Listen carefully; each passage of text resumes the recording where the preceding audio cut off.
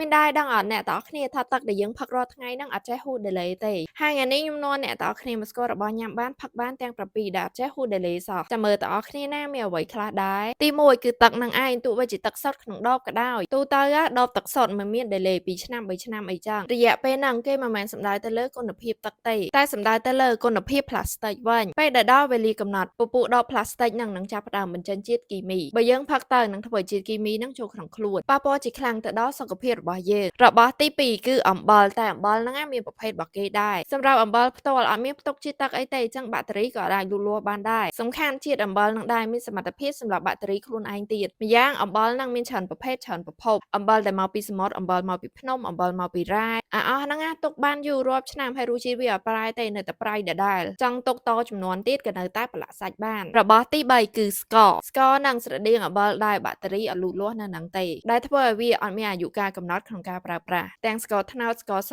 គឺដូចគ្នាតែស្ករហ្នឹងក៏សំខាន់ទៅលើការទុកដាក់របស់យើងដែរទុកដាក់មិនបានល្អវានឹងប្រែទៅជាដុំរឹងរបស់ទី4អ្នកទាំងអស់គ្នាខ្លះប្រហែលជាដឹងហើយគឺទឹកខ្មុំ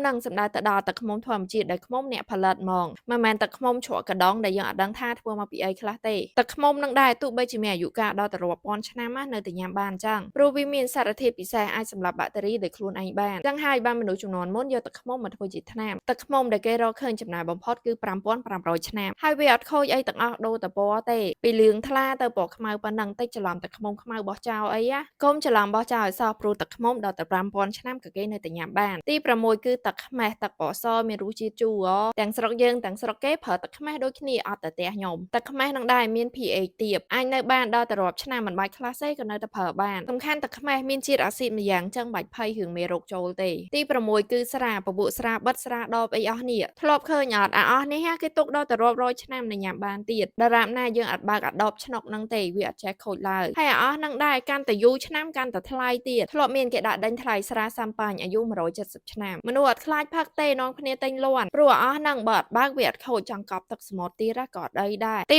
7ចុងក្រោយគេគឺអង្ករពណ៌សតាមការស្រាវជ្រាវខាងលើគេថាទុកបានដល់ទៅ30ឆ្នាំយកទៅដាំហើយញ៉ាំទៅនៅតែមានសារធាតុចិញ្ចឹមដដែលតែពេលស្រាវជ្រាវនឹងអត់ដឹងថាគេយកអង្ករពូជអីទេព្រោះអង្ករតែខ្ញុំទុកយូរដឹងតែប្រហោងខ្មូតស៊ីអស់ហើយអង្ករនឹងដែរអសទុកបានយូរបាទត្នោតវិញអត់បានយូរចឹងទេព្រោះវាមានសារធាតុប្រេងមុនមើលវីដេអូហ្នឹងអ្នកទាំងអស់គ្នាមិនដឹងថារបស់អស់ហ្នឹងអត់ចេះហួស delay អត់កុំភ្លេច comment ខាងខម